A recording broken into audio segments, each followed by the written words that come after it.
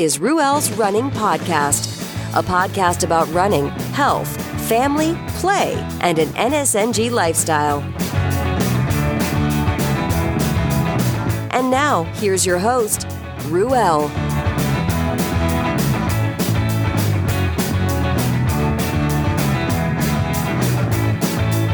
Excuse me as I rock on. That's Went Away by Dorothy Lane. Dorothy Lane out of Martinez, California. That's out of the Cut and Dry album. Check them out at dorothylanemusic.com. Yeah.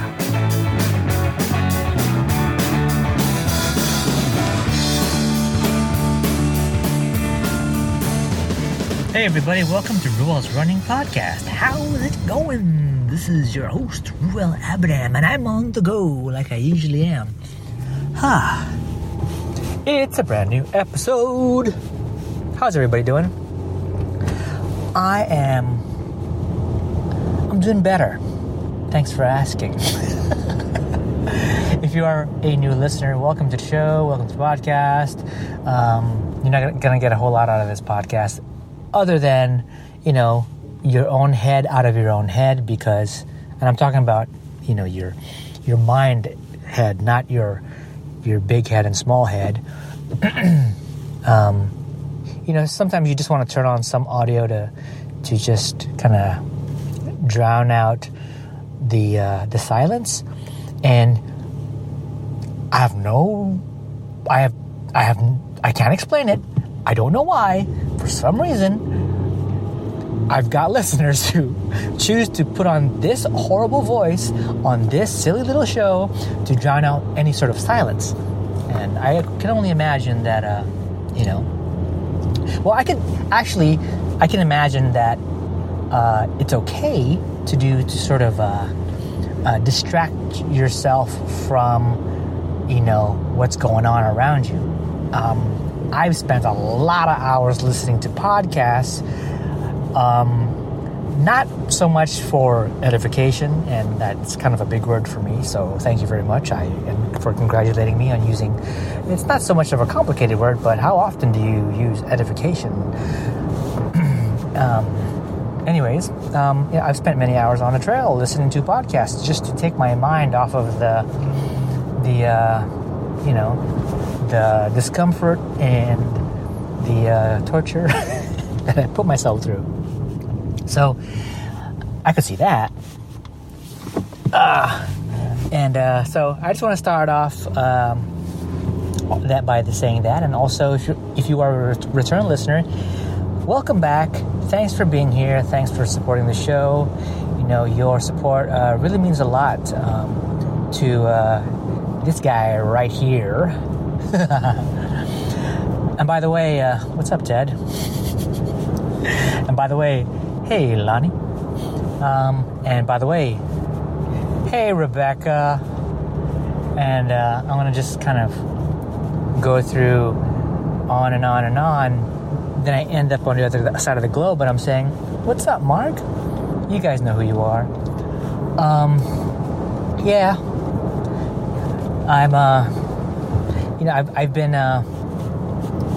I've been really trying to do better with the show. Just things there's been a lot of catch-up that I've had to do. Not ketchup, because I don't do ketchup anymore. Mostly mustard, Tabasco, a little bit of sriracha. Not so much of a sriracha fan in the beginning, but I think sometimes I need to change things up. But there are different qualities of sriracha. You'll get like the nice bottle of sriracha that really stands out. It's kind of that popular brand and look and bottle. And then there's like crappy sriracha that comes in little individual packets that you get at, I don't know. The last time I saw them was at some Vietnamese restaurant, so it's a different sriracha. It's got a ton of sugar in it. So, bleh. Anywho, so I've been doing a lot of catch up, trying to get episodes out that had been recorded but couldn't get them out on kind of on a timely manner, as the regular listeners here would have noticed. Like, oh, look, there's a new episode on Rules Running Podcast. But why is it dated a month ago? Because I'll publish it and I'll backdate it. That way, you know, eventually my mind is like, okay, I want to be able to go back in time when these things were recorded and make sense of it, versus, you know, like, imagine if I recorded something 6 months ago and then I published it today, you know, and then it'd be like it's a misrepresentation of the audio. So I even though I published it late, I still want the release date to be reflective of when the actual, around the time of the recording. So yeah, that happens. Sigh. Big sigh. You know, and I'm kind of like trying to get into the groove of kind of reformatting or restructuring how things go, but you know what, as experienced as I am with sort of this podcasting thing, not procasting, podcasting, sort of like you know, independent podcasting. What I've noticed is, you know, there's this pattern where folks will, and then you listen to some of the earlier shows and how the show has evolved. You'll see, like, okay, there's going to be some sort of structure, and there's going to be segments, and whether or not you do it well, or if you do it crappy, however way you do it, you learn that you really can't stick to a format. You know, you sort of, you find yourself in a situation, especially you'll have these podcasts who they start off being interview type podcasts, right? Which is great, right? But then what happens is you'll find yourself in a situation where you feel pressured to put that podcast out on a timely manner, the next episode. But you might not have a lined up guest, so then you're now in this unfamiliar, probably uncomfortable situation where you're like having to explain, like, okay, on today's episode we don't have a guest, but you know, it's just gonna be me. You know, you kind of go through that, and it's like, yeah, I know what that's about. I mean, I've been there, I know that. You know, it's just what it is. Or, you know, you're ordinarily a one-man show, and then you have this guest, and you're like, oh, today we have a special guest. We're kind of switching things up, and you don't really have a format of how you're going to approach having a guest, you know, and a lot of times when you do guest, or when people do have a guest, they they do this thing where they prep and they have a set of questions, and then they're too overly mindful about when it's time to do the conversation to hit all of those questions, and you kind of miss an opportunity to just see where a conversation goes and have the conversation be really organic. I think there should be a blend of stuff, right? So, I mean, there's good and bad in everything. I mean, when you're looking at like when I've done other shows and had guests on, it's typically, you know, easy, conversational. It's not really an interview. It's not like, hi, welcome to the show. So I'm going to tell you a little bit about you because I did my research, so I know more about you than you know about yourself, and I'm going to save you the time of having to talk about yourself by me talking about you because I did the research. And then you kind of throw in, like, is there anything I missed? And, you know, why don't you, like, fill in any gaps in what I said? And, you know, and maybe you can also talk more about your origin story. What is your origin story? And then kind of go into, like, so, why are you who you are and become what you've become? And what led us here? And how did we get to know each other and find out about each other? And by the way, you probably don't listen to this podcast, but do you listen to this podcast? Anyways, go on. Sorry to interrupt.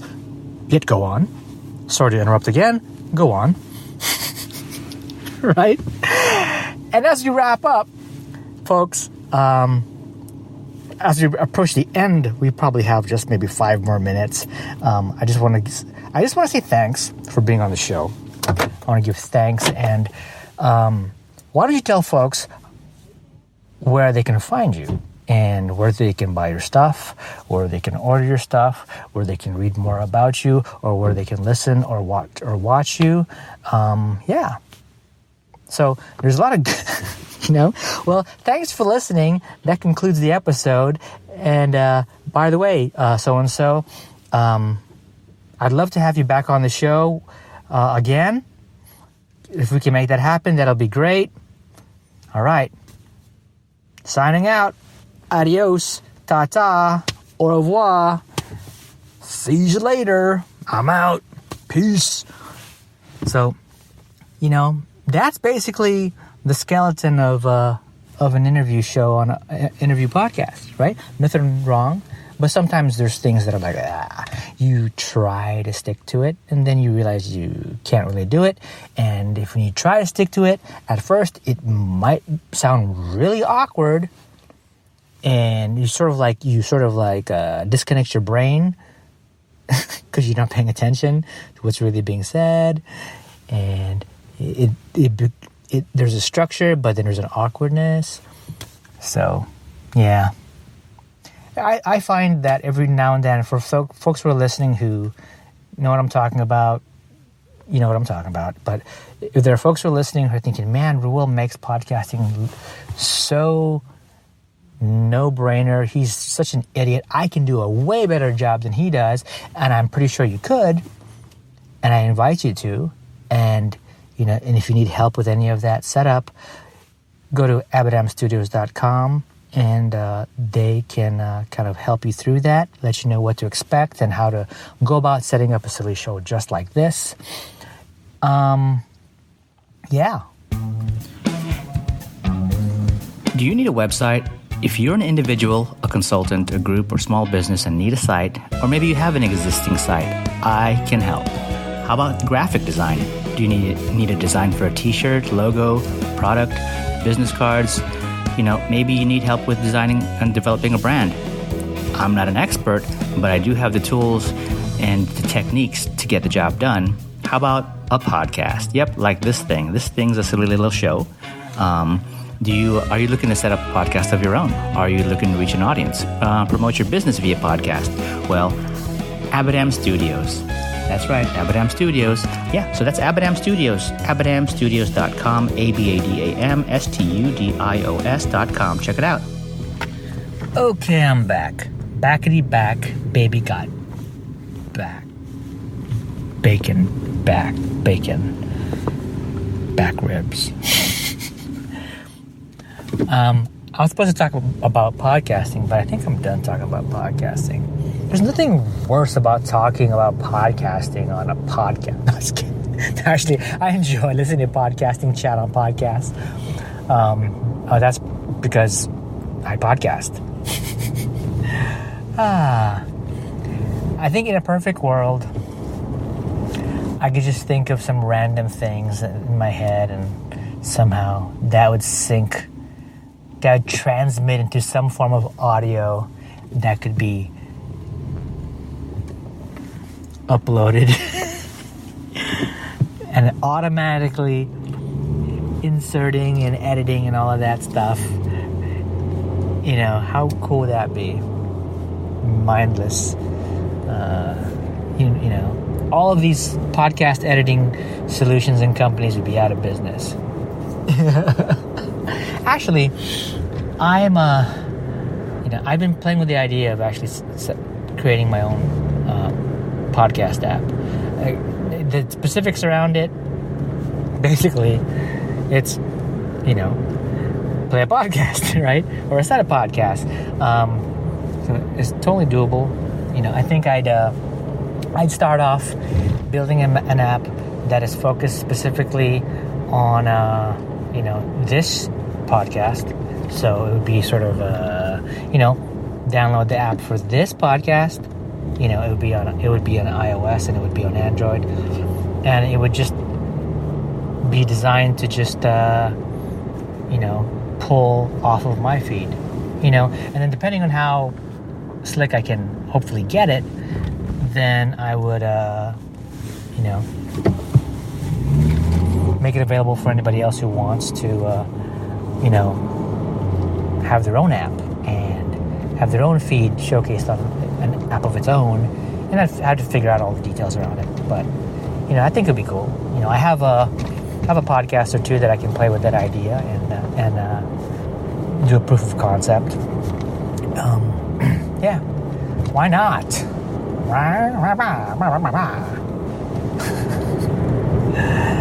Speaking of bacon, have you seen Fat a documentary yet? Why not? All you've got to do is, if you are on an iOS device, you launch iTunes, right?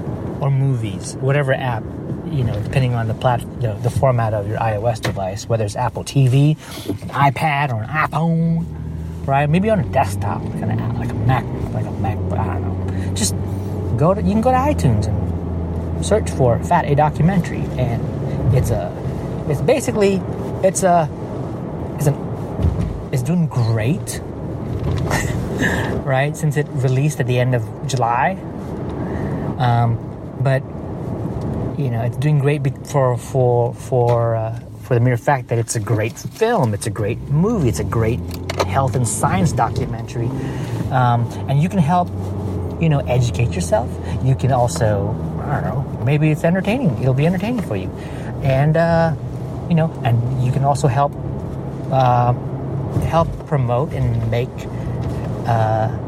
it a success. So be a part of something great. Hey, and it all in the name of fat, right?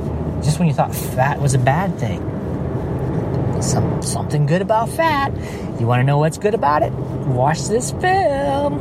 The film is by Vinnie Tortorich and Peter Pardini and Serena Scott Thomas, and it features a whole lineup of experts in the field of health and science. There you go. Nutrition. Blah, blah, blah, blah, blah. Yeah. You can also go on Vimeo and find it there, purchase it there, stream it from there. You can also catch it. You can actually buy it physically if you're into that kind of thing. You want to touch and feel it. Go to Amazon, buy the disc, the Blu-ray disc. Right? So yeah, that's what came to mind when I mentioned bacon and back ribs. It was fat. You can have a viewing party. Get it streaming or rent or maybe rent it out streaming, or get a physical copy. Have a little not like a Tupperware party. It's because, but why not? Host a party, a viewing party. And then while you're doing it, you guys can be eating bacon and back ribs, right? And then towards the end, you can say, "Hey guys, did you like it? Why don't you buy it for yourself?" Do that. Sounds like a great idea. Goodness gracious. I every now and then I think about the past trips I've done with the family, and I think about I get caught by surprise by some of the crazy things that the kids say. How many of you guys have kids or have had kids say like the craziest things that you didn't expect? I have a little girl who, well, all the kids, they just are exploring their language and exploring their trying to say things to elicit a reaction, normally to be silly and try to be funny. Like one time, my daughter, who's 5, she's like, she tells her brothers, "I'm gonna slap you," to her brothers, right? And we're like, whoa, that's like big talk coming out of a little mouth, but she's not meaning it to be like aggressive or harmful or evil. It's just she's just trying to explore her language and say things to try to elicit a reaction, and it was hilarious. And I think when she realized that she got a reaction, we were kind of laughing about it, my wife and I. She's just trying to figure out, okay, what else can I say that could be funny? Because I get it. I get it even as an adult, just trying to say something silly and trying to get a reaction. But she says, "I'm gonna slap your nuts." And I was like, "Oh my God! If I had a recorder, hearing that come from a giggly 5-year-old little girl, it's hilarious." But man, I don't want anybody slapping my nuts. That would not feel good whatsoever. Oh, and then another time, this had nothing to do with saying anything. It was just in the spirit of just trying to be silly. Like my two boys were kind of goofing off around each other, and then the older one, he put something in his little brother's ear, in the sake of trying to be funny. But he didn't have any idea that you shouldn't be sticking anything in anybody's ear. It's dangerous. So I was like, "What did you do? What did you put? What?" And he's like hesitant because he's worried that he's going to get in trouble. And he's like, "Oh, I was just trying to be silly." He said, "What did you put in your brother's ear?" And he's like, "Just to be silly, I put a booger in his ear." And it's like, oh jeez, I don't know what to say about that. Has anybody put a booger in somebody else's ear? What's wrong? I mean, you can only be funny so much, and then someone gets hurt and they walk around with a booger in their ear.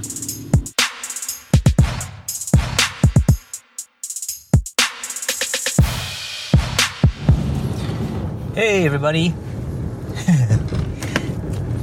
So, bottom line, people survived. I'm sure there are worse things that go in people's ears than boogers.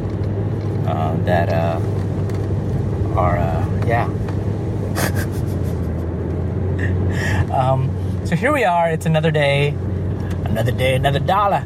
Gonna make you holla. Not really, but it is a different day. And so it's what are we doing here? It's Saturday, so time flies, and it's about 7:30 in the afternoon or the evening, however you want to call it. The sun's still up. I think the sun sets in about an hour.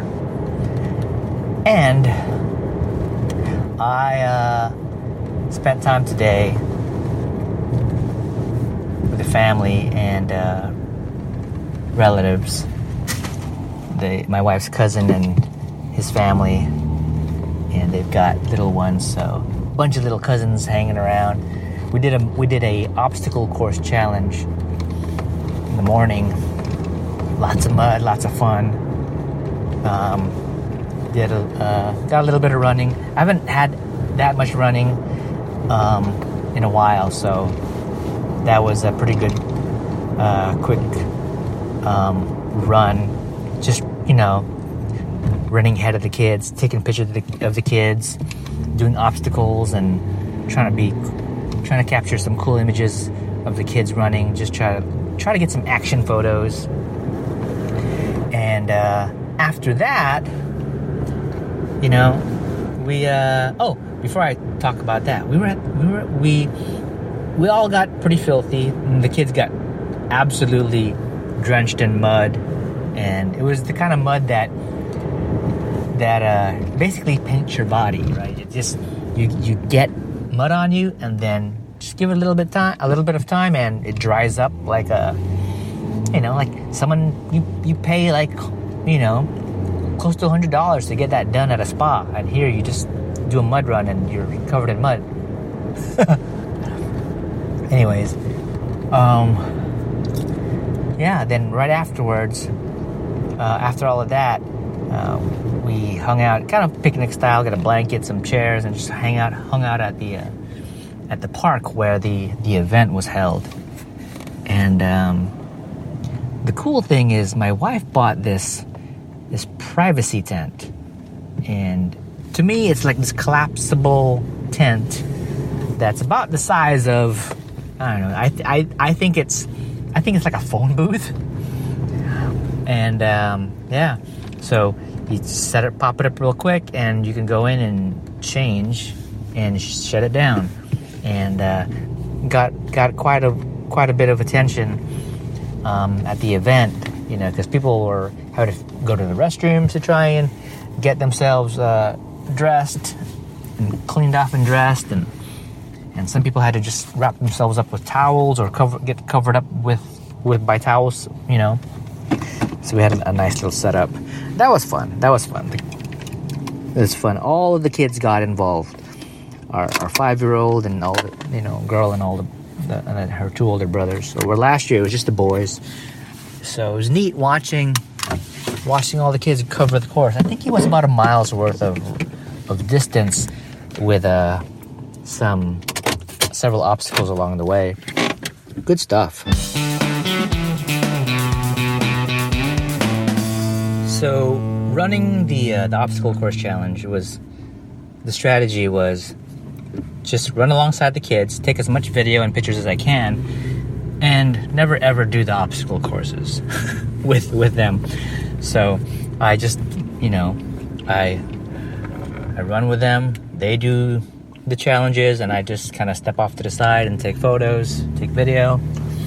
And the best part about that is you don't wrap up feeling like, oh my gosh, now I gotta deal with myself and deal with all this mud in my shoes and my socks and everything. And yeah, that's just, when you've got 3 little ones and a wagon full of supplies that you've taken along so that you can kind of have a little sort of picnic set up, so that, you know, you have your own dedicated spot within the park.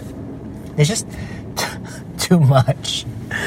One less thing to worry about when you don't get yourself, you know. I mean, last time pretty much did the same thing and it worked out. But I wasn't expecting to get it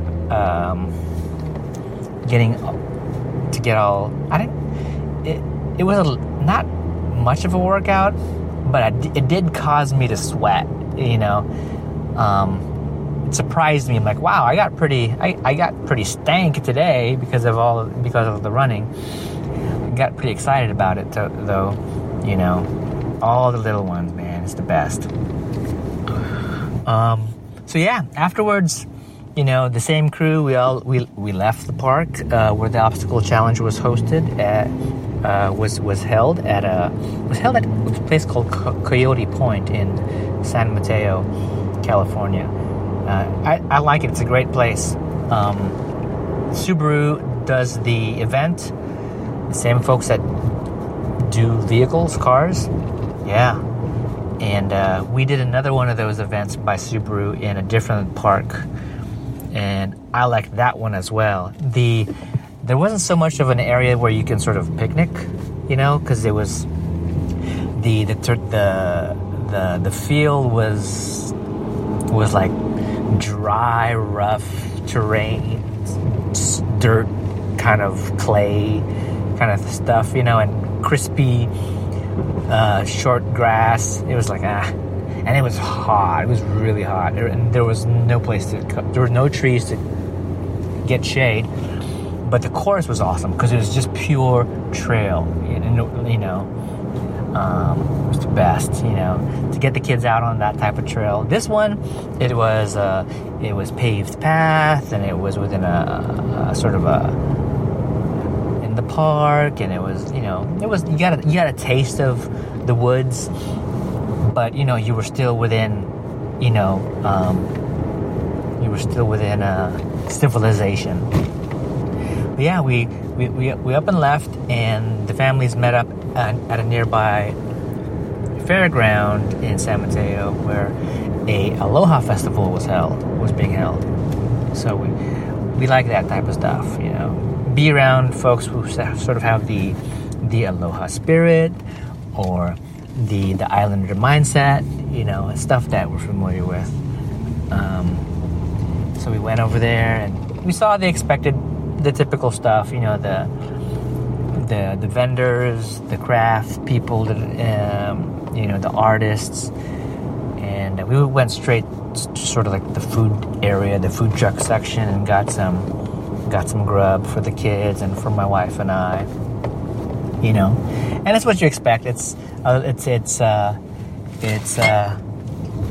bit overpriced, but it's for the spirit of things. It's like when you go to a movie theater, you expect that you're gonna okay, popcorn is gonna be $1,000, and a bottled water it's gonna be $500,000. You want butter with that? It's gonna cost you $20,000. So good stuff though. Yeah, and spent the day there to get home and prep for a get together with the same set of families and additional more families.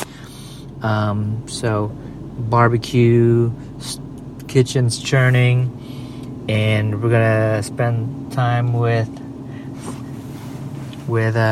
family, friends, or family, just primarily family, and gonna eat and drink and be merry. Yeah.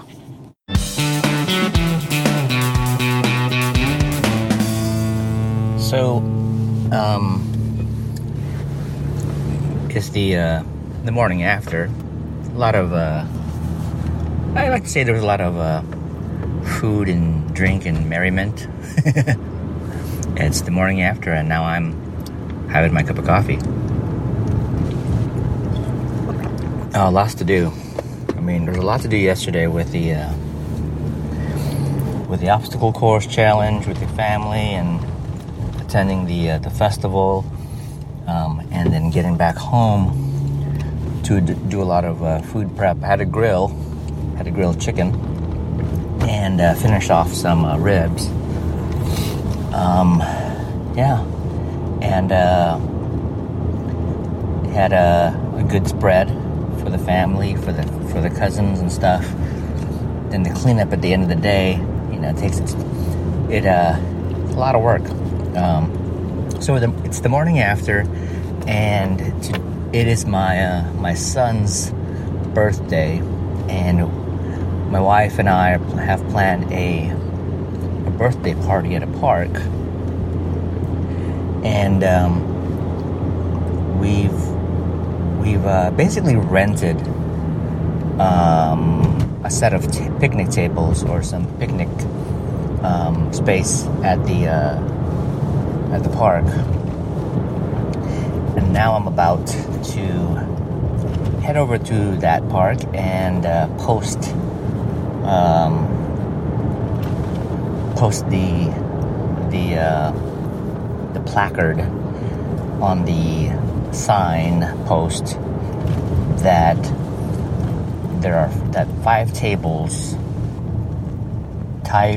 five prime tables are reserved for the day.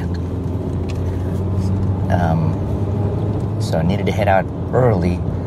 I didn't have time to do it. I would have done it at the end of the day. Ideally, I would have done it at the end of the day yesterday. But like I said, it was just too busy, so having to do it early this morning. And it's just we're reserved. We're allowed from 8 to 8 for the day. It's now 8:42, and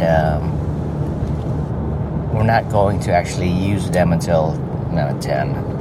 But just in case, other people may have birthdays. It's also the last Sunday of the summer here in this district. So who knows? There may be other people out there who might want to take advantage of the picnic area to enjoy, this tail end of the summer. So I need to make sure that by posting these signs, people can not commit to a table only for us to kick them out. Yeah, good times. We had family stay overnight. it's always a joyous time, with little ones. Before I left the house, my oldest son got out of bed and he's like looking for tissue. Handed him a paper towel roll. He just needed to wipe the drool off the side of his face, which I didn't detect, but he definitely felt it. Okay. And my wife's like, "What's the matter?" Because he was like aggressively wiping the side of his face. I guess he was annoyed by it. There are other ways to deal with that. Could have went to the bathroom, could just splash some water on himself, but as he ditched the paper towel in the trash, my wife's like reminding him, like, "Hey, it's your birthday today. Happy birthday!" And mommy gave him a hug, and he's getting tall. His feet are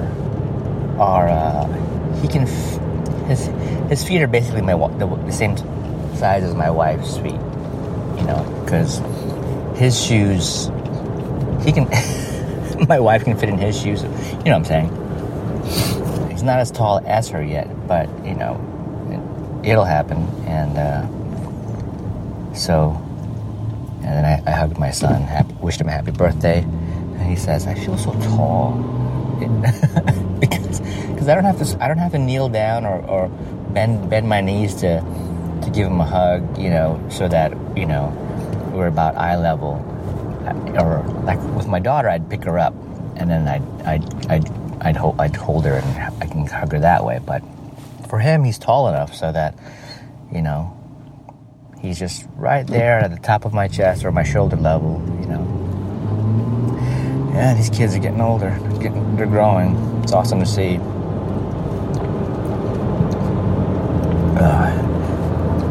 Yeah, man. Well, I'm about to be where I need to be. I got 5 tables to tag and a signpost to tag as well. Just don't want people to make that mistake of trying to commandeer a table and load all of their stuff. Sorry, you gotta get out of here. Gotta find another table.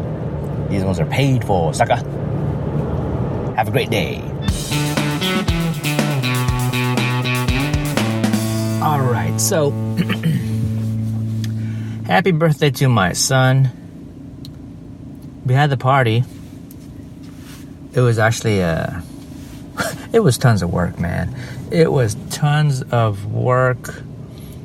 We fast forward several days, and but to cover the party, my wife, she's great at planning out these parties, and the party had a camp theme, summer camp theme,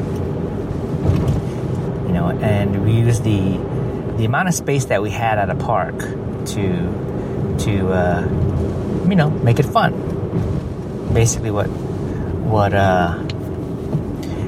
we had set up were 5 tables. The most exposed table in the park that we had permit for.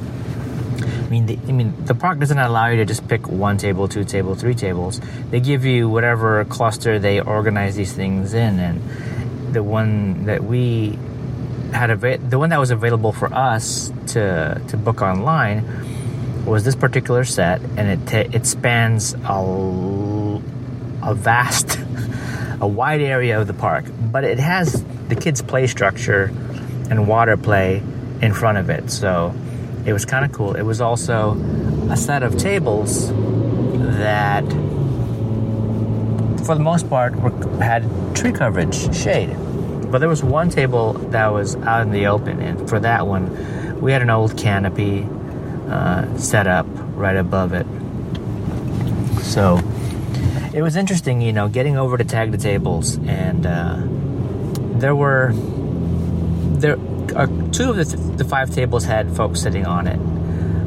So I basically did the whole placard of taking the printed placards that said that the tables were reserved, and I placed one on the signpost for intended for the placard, and then I had 5 others of the same thing. Basically, I would take packaging tape, and I would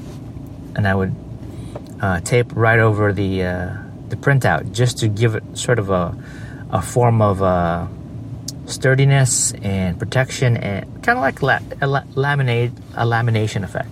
So I would take these additional copies, and I would staple them on top of each of the tables, because the tabletops were made of wood. And as I connected them, stapled them onto the tables, the folks understood, what was going on, so they knew they had to clear out. So shortly after, I headed home to start the process of packing supplies for the party into vehicles, so that I could start that whole process of transporting. It's tough, because it's tough to load a bunch of stuff, head over to the park. You can only park so far or so close, and then it becomes one of those things where you're manually carrying things from vehicle over to the picnic area. It's not like I had a shopping cart with me, and it was kind of tedious, because that's when it started to get more real. Like, okay, people are starting to really trickle into the park, and they could see me, I could see them, and I start to feel like I'm that jerk who's taking up all of the park space for people to enjoy. But the reality is, it's we're authorized to, right? We paid for it. But so it was kind of exhausting. But we pulled it off. I set up the canopy.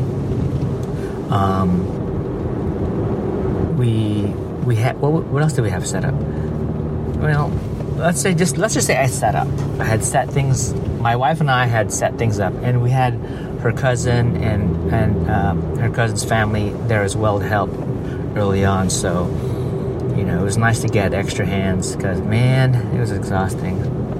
Got the extra hands, and so we got things set up. We had 2 hammocks set up. We had my son's tent, like a camping tent, set up.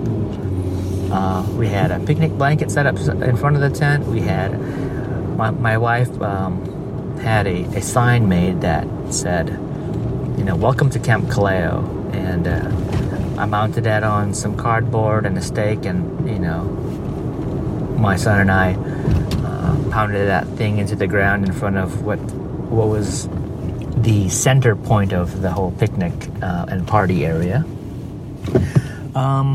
We had a little barbecue grill. It's a little foldable setup. It's called an X grill. Maybe you've heard of it, but we had that set up in a certain spot of the picnic area, and that was used for the kids to roast marshmallows and do s'mores. What else do we have? We had one table that reserved primarily for the food. We had another table set up with sort of the favors, and the other thing my wife had done was one of the activities. There were several activities. One of the activities was a scavenger hunt, and the idea was you had a little brown paper bag with a checklist stuck to it, and the theme being a camp theme, the whole point was to just get the kids there to start, once they come to the park and they start sort of soaking in the overall environment. The scavenger hunt was one of those activities where you now have to sort of pay attention to detail. You're looking for things like look for an acorn, look for a Y-shaped, branch and things like that. And some of these things, that you find, you could actually stuff in the brown paper bag. So it was just a neat way to have the kids sort of experience the picnic area, the park, and not just be there and think, and just, by default, you're going to want to hit up the play structure and maybe play with the water and stuff. But also, which they got to do as well. So there's a lot to do. One of the other activities was a painting activity. My wife had a bunch of really small wooden birdhouses and several wooden snakes and some paint and brushes, and dedicated an area in our picnic spot. She laid some butcher paper on the ground and had it held down by, stones. And, stretched it out. And the kids got to line up and pretty awesomely just enjoy painting in the park. Really nice, because, there were kids that enjoyed running around, playing on the monkey bars and things like that, swings. There were some kids who liked the water play. They got wet, that kind of stuff.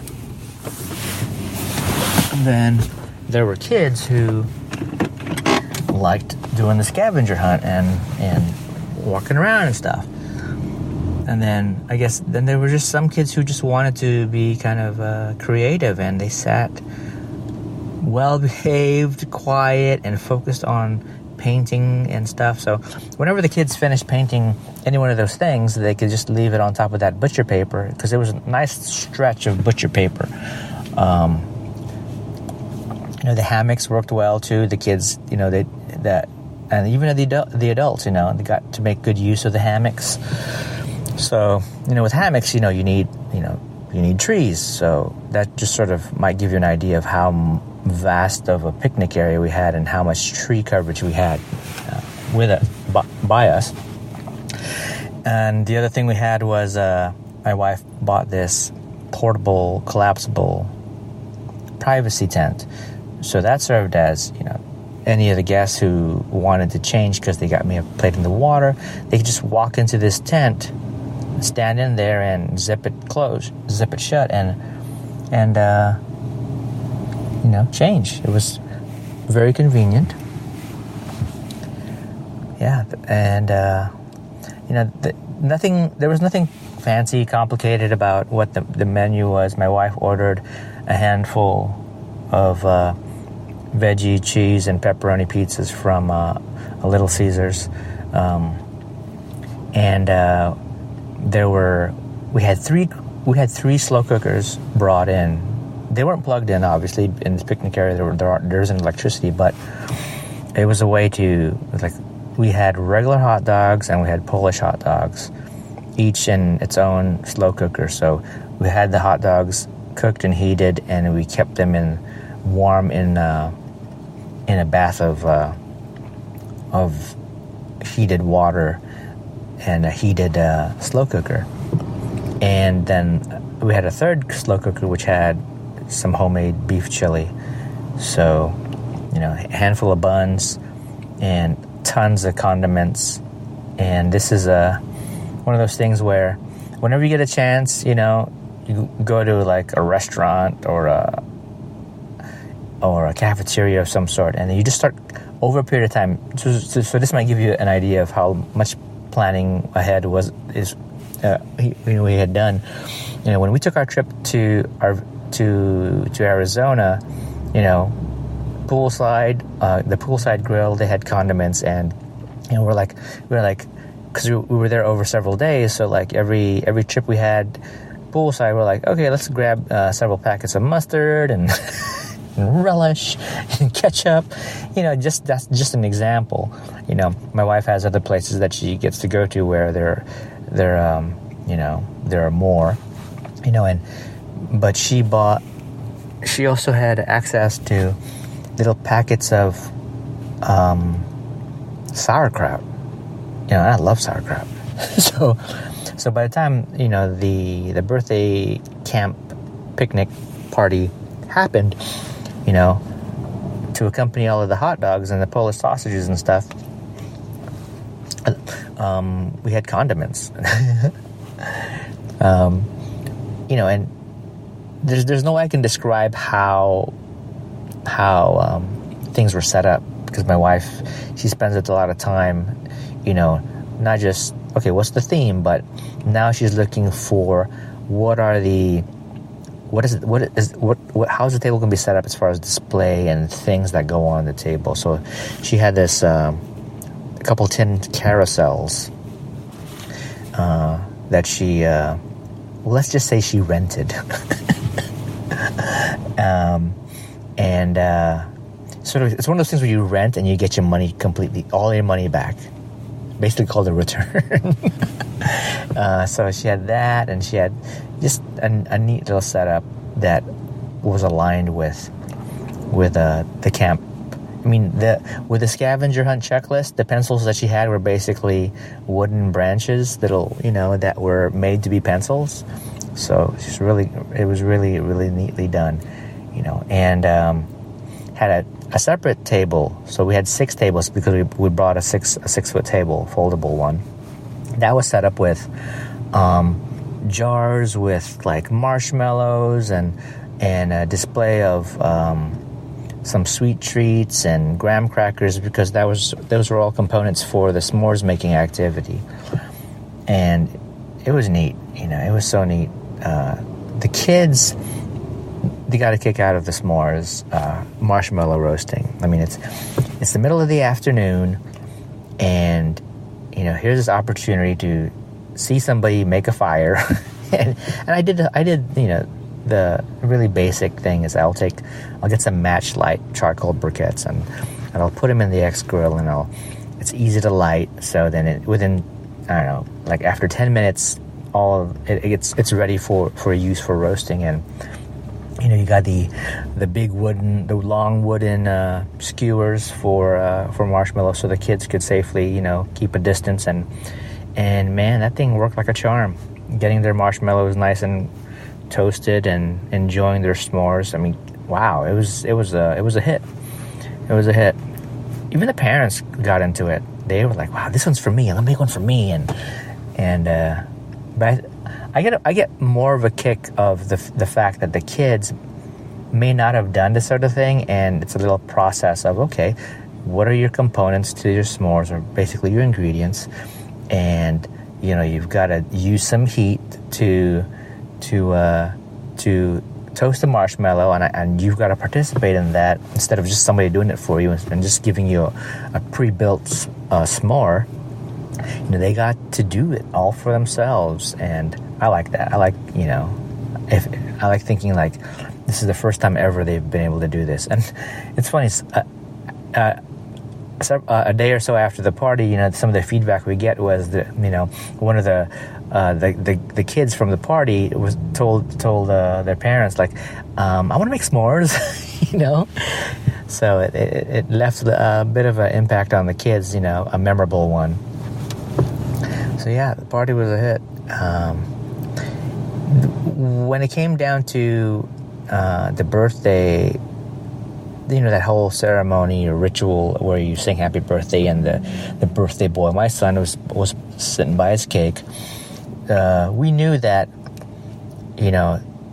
blowing candles in a park like that wasn't going to be effective, because there would have been no way to keep any of the candles lit. So the one thought was, he could sit in a tent with a level of protection from the wind, and we could light it real quick, and we could sing real quick, and he could blow it. But what that did was it sort of isolated him from the party by having him go in this little kid tent, like a 2-person tent. So we just opted, let's just not do the candles and the blowing. Let's just have him sit. So it was neat. He sat in front of his tent in a picnic blanket on the ground, and we propped up the cake on the massive box that it came with. The cake was awesome. My wife basically went to a nearby bakery and said, can you sprinkle cocoa powder all over the top of that cake? That way it looks like dirt. And my wife had some cake toppings she ordered, which was a tent and like a boat or a canoe with a paddle and a little fireplace. And I think she found something on Etsy. It was like a couple. It looked like skewers with a couple of strings. It looked like a miniature streamers held up by 2 posts, and there were 2 lines of going between the 2 posts with a little I don't know, pennant style flags, that said something like, something along like something that had to do with adventure. So, and the other parts of the cake toppings were these, they look like pine trees, like a series of pine trees. So had this whole campsite cake decoration on top of this cake. So pretty brilliant for her to just say, hey, I love this cake, but now if you have cocoa powder, just like sprinkle cocoa powder all over the top. So we had like this dirty looking cake, but with a campsite on top of it with trees and stuff. It was pretty awesome. So that was propped up in front of him, and all the kids got to sort of gather around, and a lot of pictures, and he just sort of sat, crisscross applesauce in front of his cake, and with all of the friends around him, and everyone sang happy birthday, and that was cool. And then quickly we went into the cake cutting. I did all the cake cutting. There was no real cool way to cut that cake. Just cut chunks out and put it on plates. And here's the thing, right? We had 5 tables, and throughout the day, there were other people in the park that wanted to use tables, and clearly, we had our tables reserved. But there's always that group, like this group of folks who, they had expected to be able to access one of those tables, but so they had been lingering nearby for a while. And slowly their group had been growing, and they were just sitting in the shade on the ground, and I guess they had stuff for their own little picnic or whatever. But I was cutting cake and just trying to get things all sorted, and then a couple of the women come over, and they wanted to. They're like, well, a couple of our party had actually been sitting on one of the reserved tables, and no one's come to the table. Is it okay if we put our food on top of that table? And then later I heard from my wife's from someone from our party that they were interested in taking the table that had our canopy set up over it because it had the most shade. And at that moment I was like, no, it doesn't matter if no one's sitting at a table right now. We've got it reserved. In my mind is we took the time to find out how to do the whole to reserve tables, and we put down money, and we did all this planning to come out here at a certain time to make sure that we got the coverage on the tables, and all this prep, only for you assholes to come over and interrupt while I'm cutting cake to say, hey, can we use one of those tables because we've been watching it and no one's been going to it. It doesn't matter. So I was pissed. I got pissed. I was like on the verge of like uttering, a shit ton of cuss words around children because I was so pissed at these women, right? So then, what ended up happening is one of the folks from our party, my wife's cousin's wife sat at a table, one of those tables, and then eventually those folks left. They just cleared out. You know, did I feel bad? A little bit, but I was also pissed. You know, and then later on in the afternoon, there was another party at the other end of our area, and my wife said, yeah, they wanted to know if they could use that table over there, but they're like, if not, that it was cool. But for some reason,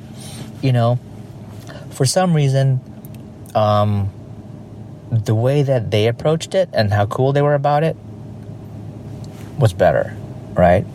And the fact was, now it was at the point of the day where it started to make more sense for us to start to, and our guests started to leave.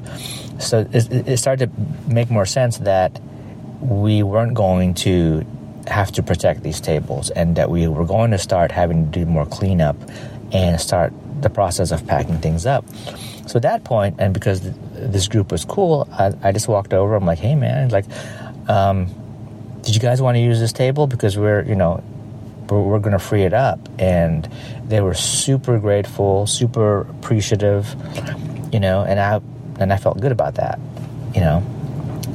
it's kind of weird. It's like no for one person and then yes for another, but it is what it is. Wrong timing for the other person, perfect timing for the other person. But yeah, I think that first party just they were really imposing, and that left a really bad taste. And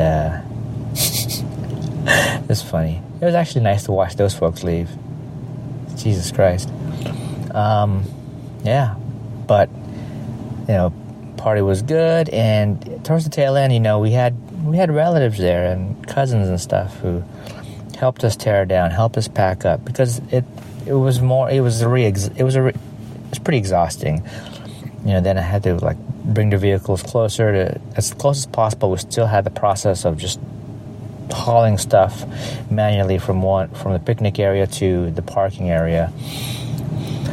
But it was a good wrap up. But it was even better that we were able to spend time with the relatives and cousins and stuff. Even after it all worked, we vacated and we left the park and we went to a nearby a tea shop, coffee shop, or whatever, and just kind of hung out a little bit. It was nice, and and one of and a couple of the folks were actually visiting from Japan, so it was a little bit of a mini reunion too, to be able to see them again and spend time. There's tons of stuff, man, tons of stuff. And it's funny, as physical as it was. I mean, it was work. I mean, I had really had to work. The next day I couldn't help but feeling like man, I really haven't done any exercise lately. But I had to remind myself, it doesn't matter if I hadn't done any structured exercise, because the fact of the matter is I've actually been pretty active. It's funny how that is. But yeah. So yeah, happy birthday to my son who's 11. He's turned 11 who turned 11. So yeah, pretty cool, pretty fun, awesome. Yeah, guys, that's all I got. I appreciate you guys sitting through this, and I know it isn't run heavy, and I don't recall that it was even NSNG in any way. But there was a whole lot of play, there's a whole lot of frustration, and there was a whole lot of fun and a lot of love. So I appreciate your time, and I'll catch you on the next episode. So hug your friends, hug your family, eat something delicious, and go run something. Bye. Thanks for listening to Ruel's Running Podcast with Ruel. If you like what you just heard, share it with your friends and your enemies. Also, be sure to check out the site over at ruelsrunning.com. This has been another Coffee with Heavy Cream production. Join us next time for another silly show of Ruel's Running Podcast.